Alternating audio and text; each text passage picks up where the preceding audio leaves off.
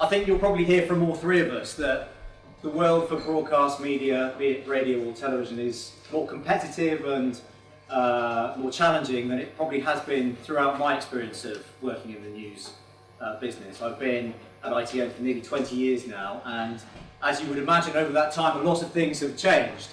Not just the pace and the wave and rhythm that we work, but also the enormous amounts of technological change which have had a tremendous impact on both our own work practices and how we communicate and reach out to viewers. And that's the sort of environment in which we're working now, where the pace of change has actually picked up and is almost unrecognisable in comparison with what it's been before.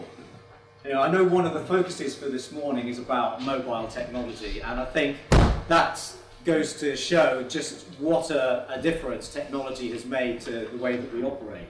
And I think I'd say, from my perspective, the advent of mobile technology, and we all have it, but probably some of you even checking your Twitter feeds on your smartphones right now, has made a dramatic impact on everything that we do, not just in terms of how we connect with our viewers, but also in our own working practices. For us, I think it's a bit of a double-edged sword. It has opened opportunities for us to work in new ways, but it's also posed some pretty big challenges, and I think it might be just worth exploring that. It's a double-edged sword, certainly, in terms of how we connect with our viewers. If you think about what having a camera-enabled phone has done for news gathering, it's allowed us to be in places where we would never have been. If you think, when an event happens, there'll be somebody there with a camera who can film it, who can probably stream it live, and who can share it with their own network, but also with us. And in some respects, that's revolutionised our news gathering. If you think back a few years to something like a 7/7 event, I remember being in the newsroom when that was happening, and the way in which we discovered what was going on was quite slow and quite limited. You wait for official word. There's no Twitter, there's no breaking news in that sort of sense. People aren't sharing details on their phones. In fact, the phones didn't work at all. The networks weren't operational. And I remember during the course of the day, you'd get little bits of stills or bits of picture coming through, the stills of people walking through tube tunnels. Amazing, we thought at the time. Well, what a contrast to the kind of material that you would get now when something like that happens. If you think about the Woolwich attack, for example, where we had that very, very compelling picture of the aftermath of the attack, filmed by somebody on a phone at the scene. And it's allowed us to picture and to visualise events in a way that we would never have been able to previously. It's allowed us, in fact, to harness the millions of people who have got smartphones and to use them as extra lenses on the road for us. Obviously, there are some difficulties and some challenges in that, but it's allowed us to reach out and to capture events on camera in a way that perhaps we wouldn't have been able to previously. And it's also allowed us to be places where previously it would have been very difficult to have had any sort of normal kind of news gathering operation. If you think about what's going on right now in Aleppo, there are people who have got technology who are able to stream stuff to us as the bombs are falling and the attacks are taking place. That would never have been possible when we can't be in Aleppo to tell that story ourselves. And if you think about some of the applications for people who've got phones and social media enabled smartphones, and you think about those live Facebook streams of people being shot dead in America by police, and again, an event that we would never have been able to have captured previously.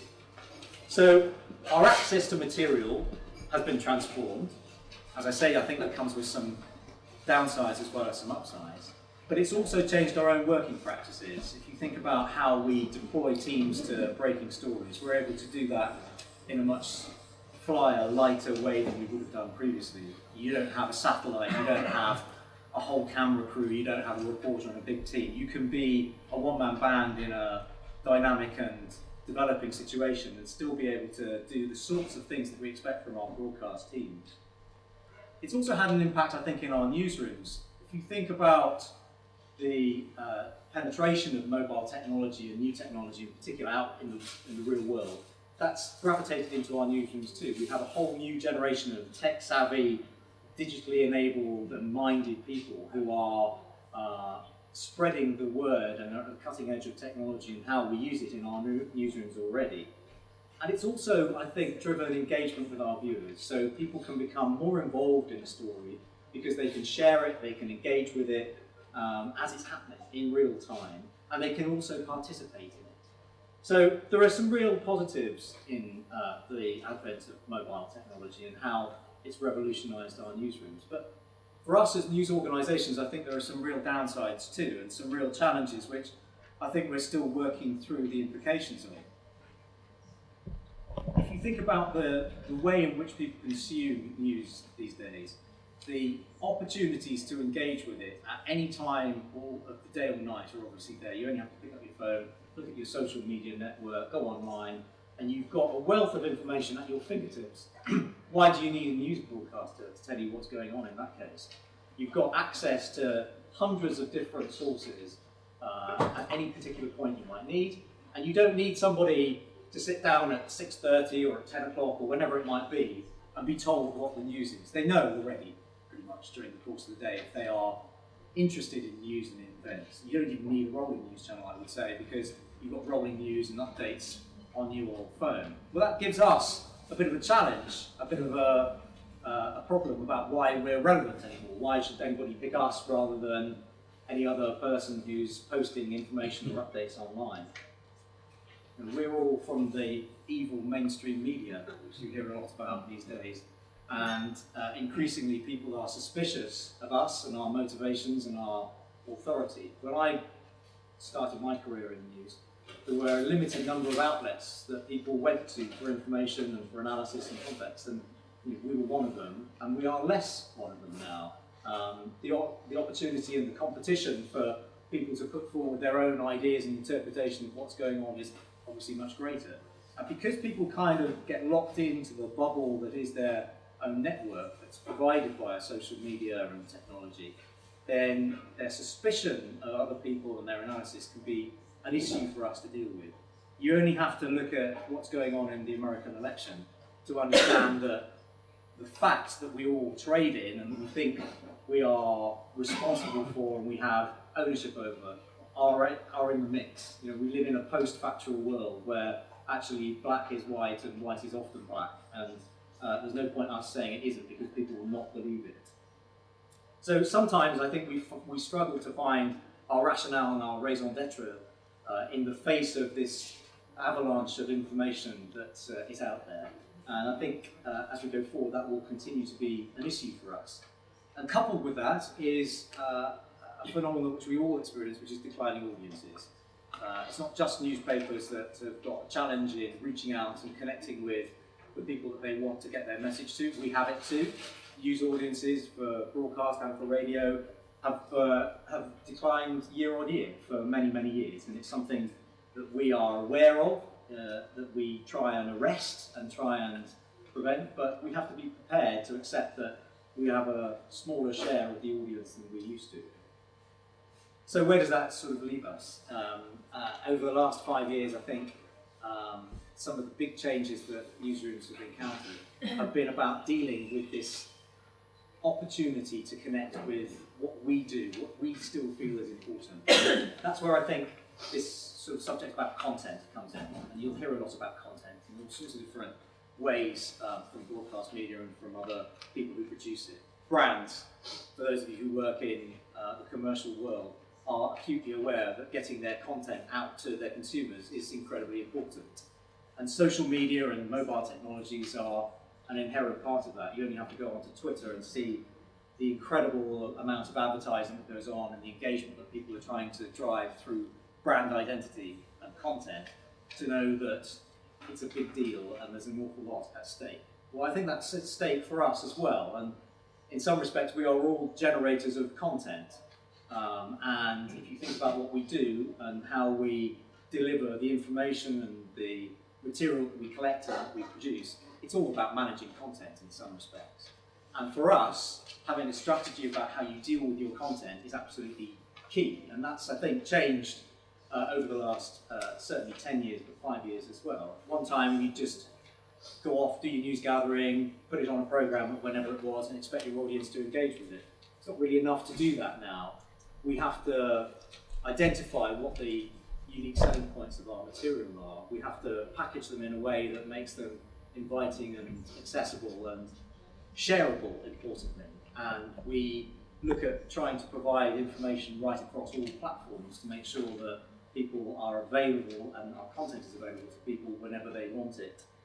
So I think when you're dealing with a piece of content, be it a fantastic interview or an amazing bit of picture, like that Woolwich footage, for example, we have to think increasingly carefully about how we reach out to people and how we get them to engage with our material and how we get them to talk about it, to share it with their networks and to purpose it in a different way.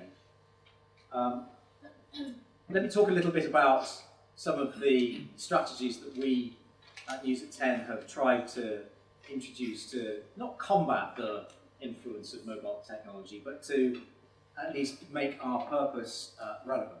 And one of the things that I think viewers will still look for, and audiences will still look for, and which we think we've got a handle on, is about analysis and context and contextualization.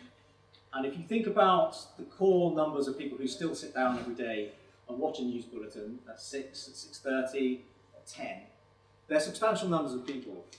And we think that what they're looking for, particularly at 10, at the end of the day, is to put all of the information that they've probably accessed earlier on in the day into context.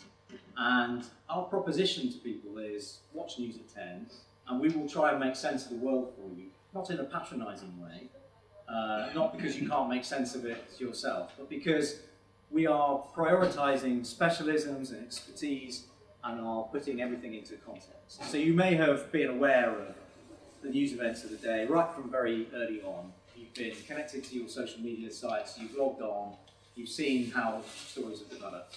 But at the end of the day, you want to put that into perspective and into context. And that's what we'll say we'll do for you. Sit down with us and you'll get our take on what the day's events are. So, let's see what Robert Peston makes of the political machinations in Westminster. Tom will have his own idea about what is and what isn't the way that a story is working. And we think that there's a space and an opportunity to carve something quite different out from what other broadcasters are doing and saying, come and spend half an hour with us and we'll try and take you through the day's events and put it into context. We're also trying to introduce something which I think drives a bit of engagement with viewers, and that's the personality behind the news. You might like the way that Tom presents News at 10, you might hate it. He is a bit of a Marmite character, and I think we all accept that. But at the same time, you know what you'll get is a personal take and a tone and a sort of a voice behind the news that is quite different from what you might have seen everywhere else.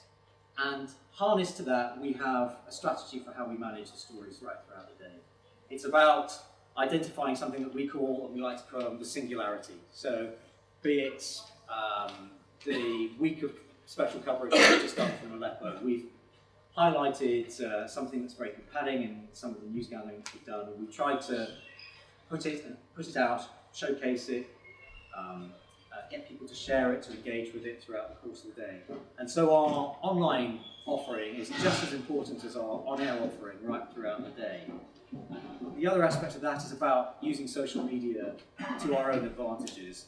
I don't know whether you've seen, we often trail Facebook Lives with our correspondents who are around the globe off the back of their pieces. And I would say to you, the power of Facebook has been the most amazing transformation for us over the last certainly 3 or 4 years, perhaps 5 years. The degree to which Facebook becomes important for us in driving out and delivering content is hard to overestimate. Something like 70% of our mobile traffic to online comes through Facebook, rather than people arriving direct at our website. And the Facebook Lives that we do with our correspondents drive tremendous engagement. Many hundreds of thousands of people will share and experience those Q&A sessions. And right throughout our special programming as well for the general election and for the referendum, we've used Facebook and Twitter to harness that engagement. I think for broadcasters that are sometimes seen as aloof and remote, that's a way of really integrating people into what we're doing and making them feel part of the story as it's emerging. And that's helping us to build new audiences. And one of the things in a world where audiences are declining is that we all are aware of how important it is to reach out and to get our message through, particularly to people who are not normal news consumers. That's young people, that's people from ethnic communities and diverse backgrounds. And they are a real challenge for us to engage with. So that's where we are now. Where does it lead us to in the future? I'll get my crystal ball out, and everybody knows how dangerous it is making predictions. We didn't all fly here in our mobile cars, after all. So what might we see in the future? Well, more fracturing of the market, I think, is absolutely unquestionable. Social media and mobile technology are not going to go away anytime soon. We're not going to revert to some kind of master and servant relationship with the audience that we previously had before. The latent cynicism in our audiences isn't going to go away as well. I think that will continue to be an issue which we need to embrace and deal with. I think there will be different trends in the way that we gather news, and technology will make a tremendous impact on that. We're already in places doing things that we haven't done previously, but if you think about how technology will change, well, we're already experimenting with 360-degree cameras so that you can be immersed into the experience of being in a news event.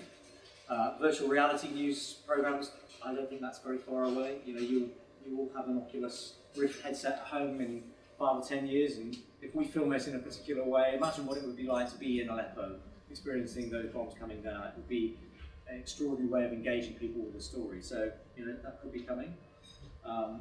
I don't think we can underestimate the impact of people's social media networks.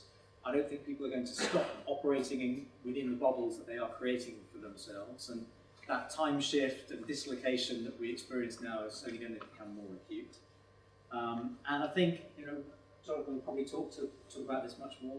We'll be much more prioritising mobile first rather than broadcast first, and we won't be able to just sit back and wait for appointments of view bulletin times to connect with our viewers. We'll have to be doing that right throughout the course of the day and making sure that we are speaking to people as they want to experience and consume our news products. So, in many respects, the arrival of social media and mobile technology, as I said at the beginning, has been a double-edged sword, which we're still challenged by and coming to terms with. But in many respects, it's been a positive phenomenon that have allowed us to do things that we would never have imagined we would do before, and that will continue. But as organisations with pressure on our budgets and pressure on our audiences, it's a challenge, and no question. Thank you.